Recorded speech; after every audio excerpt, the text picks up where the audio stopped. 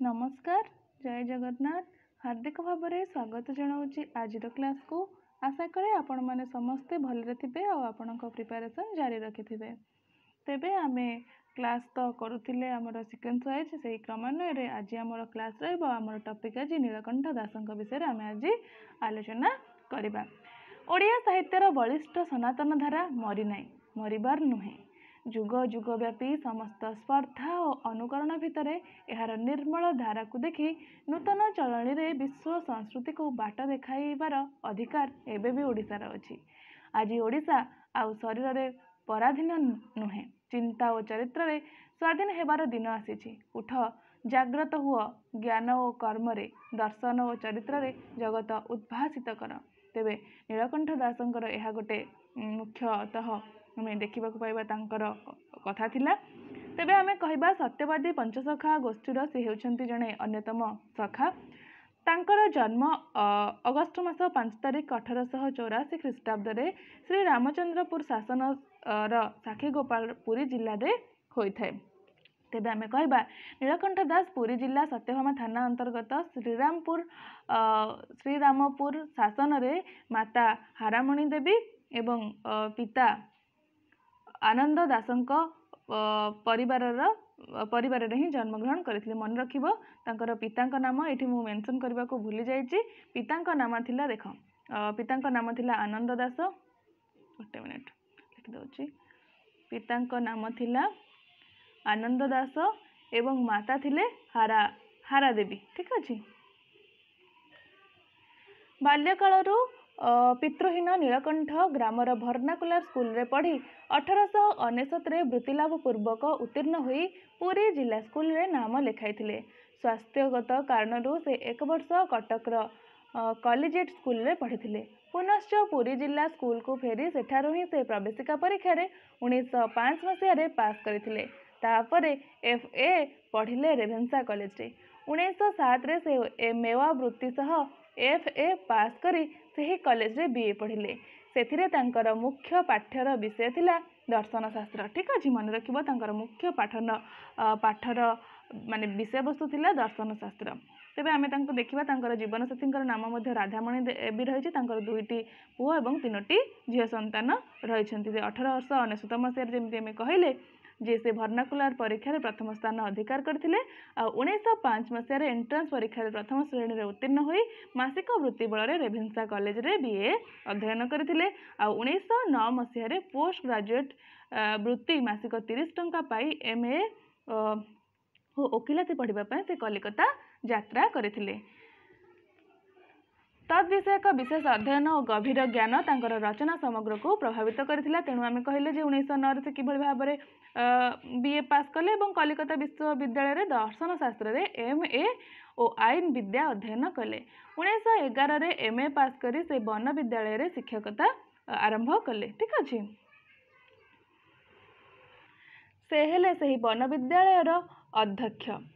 से विद्यालय उन्नत पाठागारटीए सृष्टि कले। तार नाम रखिथिले हरिहर पाठागार। सेठारे प्रति श्रेणी पाई पाठागार करा जायथिला।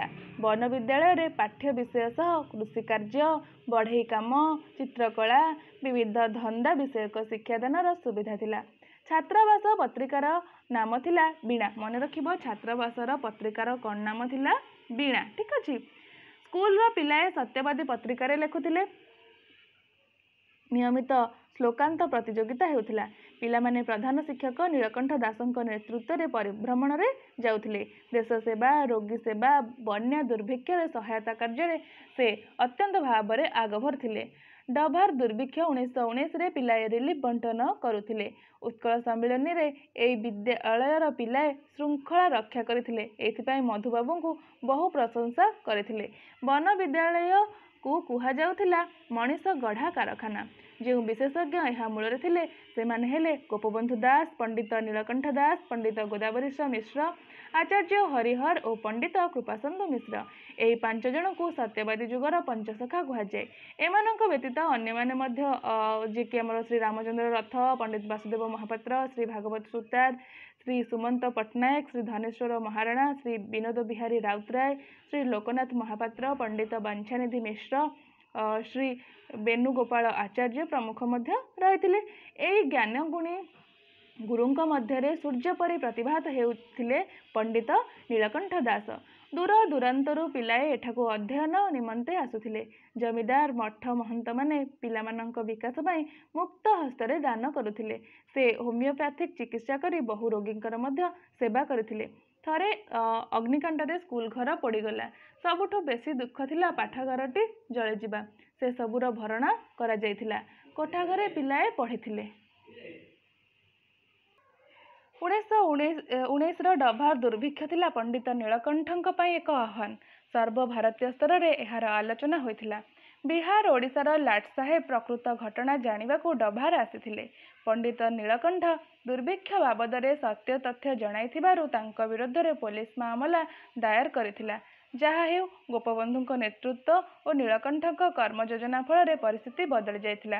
ସେହି ଡଭାର ଦୁର୍ଭିକ୍ଷ ରିପୋର୍ଟ ମୁଦ୍ରଣ ପାଇଁ ନୀଳକଣ୍ଠ କଲିକତା ଯାଇଥିଲେ। ଏହା ଥିଲା 1920 ମସିହାର କଥା। କଲିକତା ବିଶ୍ୱବିଦ୍ୟାଳୟର କୁଳପତି ସାର୍ ଆଶୁତୋଷ ମୁଖାର୍ଜୀ ଏହି ଅବସରରେ ତାଙ୍କୁ ଡକାଇ ବିଶ୍ୱବିଦ୍ୟାଳୟ ସୋନପୁର ଚେୟାରର ଅଧ୍ୟାପକ କରିଥିଲେ। ଉତ୍କଳ ବିଶ୍ୱବିଦ୍ୟାଳୟ ବାଣୀବିହାର ପ୍ରତିଷ୍ଠାରେ ପଣ୍ଡିତ ନୀଳକଣ୍ଠଙ୍କର ଭୂମିକା ମଧ୍ୟ ଅସୀମ ଥିଲା। ସେ ସିନେଟର ସଭାପତି ନିର୍ବାଚିତ ହୋଇଥିଲେ। ତାହାଙ୍କୁ ସ୍ୱୀକାର କରି ତାଙ୍କୁ ଏହି ବିଶ୍ୱବିଦ୍ୟାଳୟରେ ପ୍ରୋ ଚାନ୍ସେଲର ପଦବୀରେ ଅବସ୍ଥାପିତ କରାଯାଇଥିଲା। ପଣ୍ଡିତଜୀ ବିଜ୍ଞତାର ସହ 1955ରୁ 1962 ଯାଏ ଏହି ଉପକୁଳାଧିପତି ପଦବୀରେ କାର୍ଯ୍ୟନିର୍ବାହ କରିଥିଲେ। ମହାମହିମ ରାଜ୍ୟପାଳ କୁଳାଧିପତି ଥିବାବେଳେ ପଣ୍ଡିତ ନୀଳକଣ୍ଠ ଥିଲେ ଉପକୁଳାଧିପତି ବା ପ୍ରୋ ଚାନ୍ସେଲର। ଉତ୍କଳ ବିଶ୍ୱବିଦ୍ୟାଳୟରେ 1955 ଡିସେମ୍ବର ମାସ 20 ତାରିଖରେ ସମାବର୍ତ୍ତନ ଉତ୍ସବରେ ତାଙ୍କୁ ସମ୍ମାନଜନକ ଡି.ଲିଟ୍ ଉପାଧି ପ୍ରଦାନ କରାଯାଇଥିଲା। କୁଳାଧିପତି ମହୋଦୟ ଏଥିରେ ଅଭିନନ୍ଦନ ଜଣାଇ କହିଥିଲେ କି ପଣ୍ଡିତ ନୀଳକଣ୍ଠଙ୍କୁ ଡି.ଲିଟ୍ ଉପାଧି ପ୍ରଦାନ କରି ଉତ୍କଳ ବିଶ୍ୱବିଦ୍ୟାଳୟ ସ୍ୱୟଂ ସମ୍ମାନିତ ହୋଇଅଛି। ପଣ୍ଡିତ ନୀଳକଣ୍ଠଙ୍କ ଉଦ୍ୟମରେ 1957 ମସିହାରେ ଓଡ଼ିଶା ସାହିତ୍ୟ ଏକାଡେମୀ ଗଠିତ ହୋଇଥିଲା।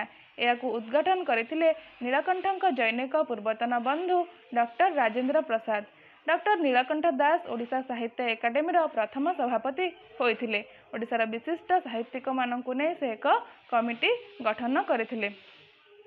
ତେବେ ଆମେ କହିବା ନୀଳକଣ୍ଠ ବିଏ ପଢ଼ୁଥିବା ବେଳେ ଗୋପବନ୍ଧୁ ଦାସଙ୍କ ସଂସ୍ପର୍ଶରେ ସେ ଆସିଥିଲେ। ସେ ମଧ୍ୟ ବଙ୍ଗପ୍ରଦେଶର ବିପ୍ଳବୀ ଉପେନ୍ଦ୍ର ନାରାୟଣ ଭୂୟାଁ ଓ କ୍ଷୁଦିରାମଙ୍କ ସହ ସମ୍ପର୍କିତ ହୋଇ ବୈପ୍ଳବିକ ଚିନ୍ତାଧାରାରେ ଅନୁପ୍ରାଣିତ ହୋଇଥିଲେ। ସୁଭାଷ ଚନ୍ଦ୍ର ବୋଷଙ୍କ ଚିନ୍ତାଧାରାକୁ ସେ ମଧ୍ୟ ସମର୍ଥନ କରୁଥିଲେ। ସେ ଉତ୍କଳ କଂଗ୍ରେସର ସଭାପତି ଥାଇ ତୁଙ୍ଗ ନେତାମାନଙ୍କର ପରାମର୍ଶକୁ ଅବମାନନା କରି 1939ରେ ନେତାଜୀଙ୍କୁ ସମ୍ବର୍ଦ୍ଧନା ଜଣାଇଥିଲେ। ସେ ସୁଭାଷ ଚନ୍ଦ୍ରଙ୍କୁ ହାତୀ ପିଠିରେ ବସାଇ କଟକ ପରିକ୍ରମା କରାଇଥିଲେ। ଲୋକେ ସେଥିରେ ମୁଗ୍ଧ ହୋଇଥିଲେ। ନୀଳକଣ୍ଠଙ୍କର ନବଭାରତ ପ୍ରେସ ପରିସର ଥିଲା ସୁଭାଷ ଚନ୍ଦ୍ରଙ୍କର ଅନୁଗାମୀମାନଙ୍କର ଆଲୋଚନାର ସ୍ଥଳ। ତେବେ ଆମେ କହିବା ପଣ୍ଡିତ ନୀଳକଣ୍ଠଙ୍କର ସାହିତ୍ୟ ସମାରୋହ ସେ ଧୁରି ନଥିଲେ ସେ ସାହିତ୍ୟ ସୃଜନୀରେ।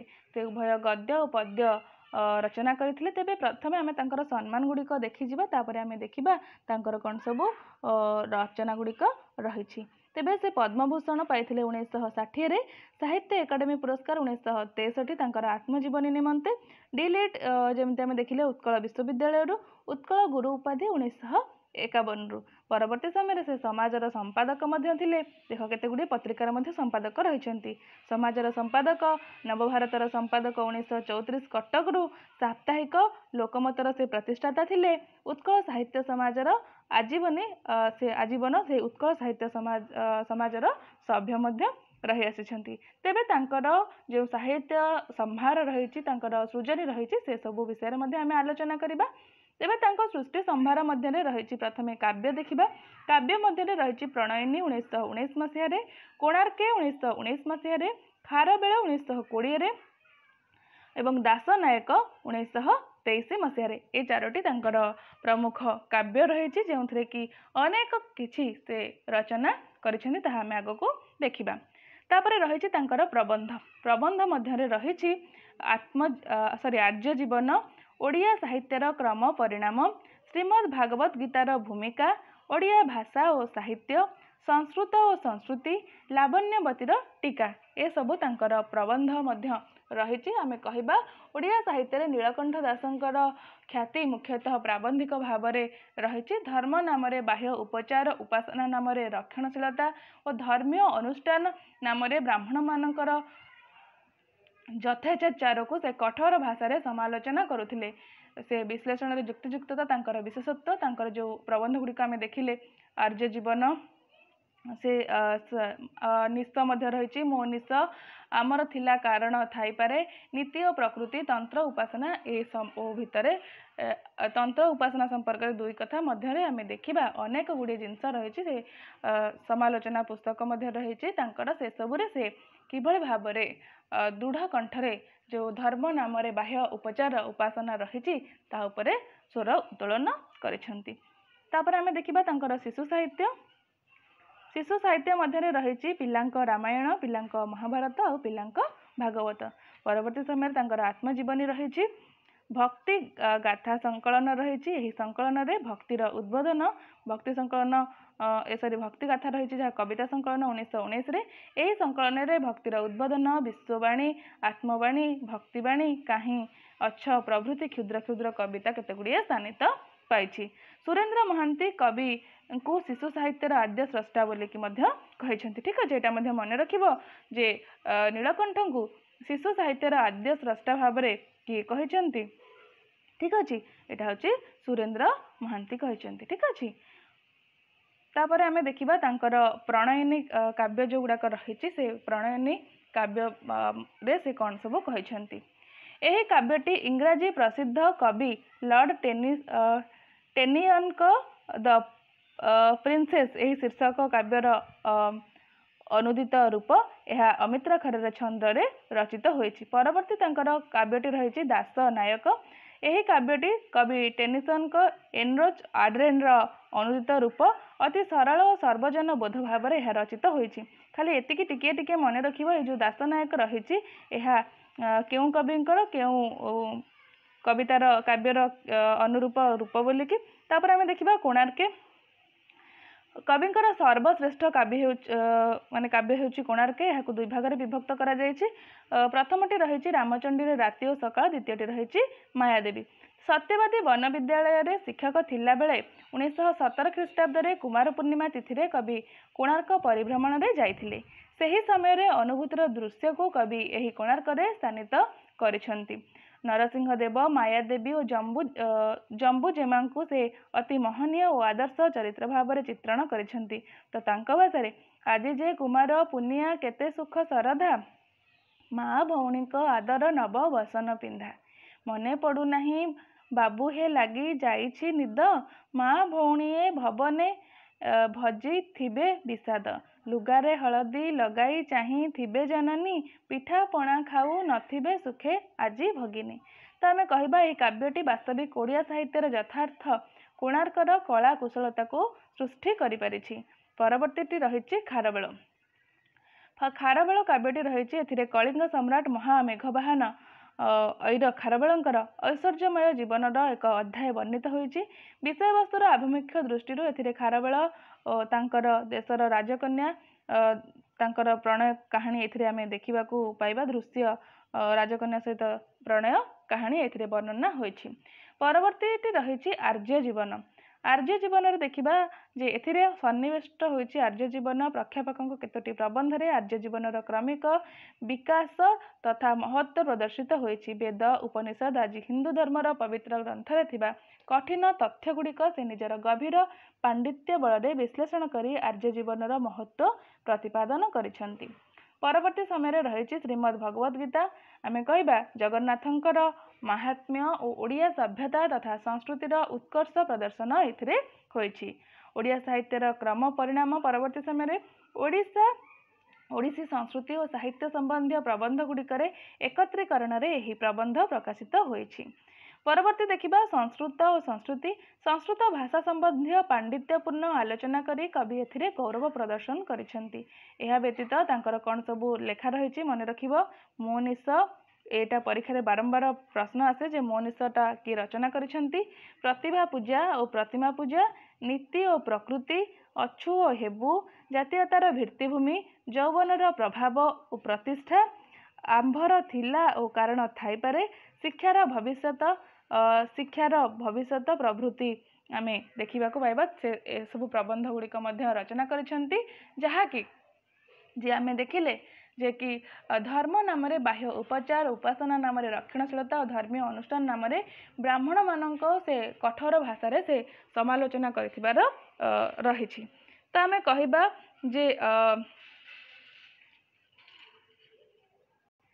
तेबे आमे कहिबा पंडित नीलकंठ उभय गद्य और पद्य साहित्य सृजनी रे थिले धुरीण। से इंग्रेज कवि टेनिस्कर काव्य प्रिंसेस अवलंबन रे रचना करथिले काव्य प्रणयिनी। टेनिस्क अन्यतम काव्य एनोक आर्डेन एही अवलंबन रे से दासे नायक रचना करथिले। उभय काव्य मौलिक काव्य परि प्रतीयमान हुए। एतद व्यतीत से जैन सम्राट खारवेलଙ୍କ वीरत्व युद्धयात्रा और विवाह आदि वर्णना करी छंती तांकर काव्य खारवेल रे। कोणार्के तांकर सर्वश्रेष्ठ काव्यकृति जो रामचंडीर राति और सकाळ और मायाबेती आम देखा पाइले। तांकर गद्य संभार मध्य रही ओडिया साहित्यर क्रम परिणाम ताहा समालोचनामूलक ग्रंथ आर्य जीवन श्रीमद् भगवद गीतार भूमिका आत्मजीवनी पिलांक रामायण पिलांक भागवत। तांकर आत्मजीवनी पाई से केंद्र साहित्य एकाडेमी पुरस्कार पाइछंती। तांकर पुस्तक आर्य जीवन को हिंदी रे अनुवाद करी श्री जैनेन्द्र कुमार ताको अनुवाद करिसेंती। परवर्ती काल रे श्री जैनेन्द्र मध्य ज्ञानपीठ पुरस्कार लाभ करिसेंती। तेबे पंडित नीलकंठ केंद्र व्यवस्थापक सभार विरोधी दलर नेता थिबा बेले ब्रिटिश सरकारक उच्च उपाधि को से प्रत्याख्यान करथिले। निज स्वाधीन सरकारक ठारू सम्मान ग्रहण करिबे बोली से मत व्यक्त करथिले। एही कथार प्राय 30 वर्ष परे 1957 मसीह भारत सरकार तांको पद्म भूषण रे भूषित करथिला। तेबे आमे कहिबा नीलकंठ दास हेउछंती जने युगस्रष्टा। से अबाटरे नूतन बाट फिटाइबार लोक। आमे शगड़ गुलारे जीवा लोक। तेणु तांक बाटरे आमे अग्रसर होई न पारी तांकर विरोध करबाकू बाध्य होइथिलु। से स्थान अपूरणीय। से हेउछंती नीलकंठ दास जे आमर कहिबा आम ओडिया साहित्यर जणे निखुण नाम रही तांकर। तेबे पंडित नीलकंठ दास एकाधारे थिले कवि विख्यात पंडित चिंताशील प्राबंधिक साहित्य समालोचक विचक्षण राजनीतिज्ञ वाग्मी समाज संस्कारक और निस्वार्थपर देशसेवक। एही बहुमुखी प्रतिभाधारी विज्ञ सुपंडित नीलकंठकर देहांत हुए 1967 मसीहा नवेम्बर मास 6 तारिख रे।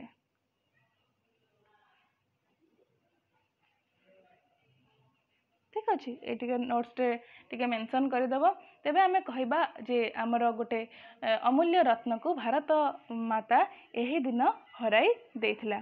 तेबे ए थिला आमर पंडित नीलकंठ विषय रे तांकर जीवनी एवं तांकर सृजनी रे आमे अल्प किछि आलोचना कले जेहेतु हमको समय कम अच्छे।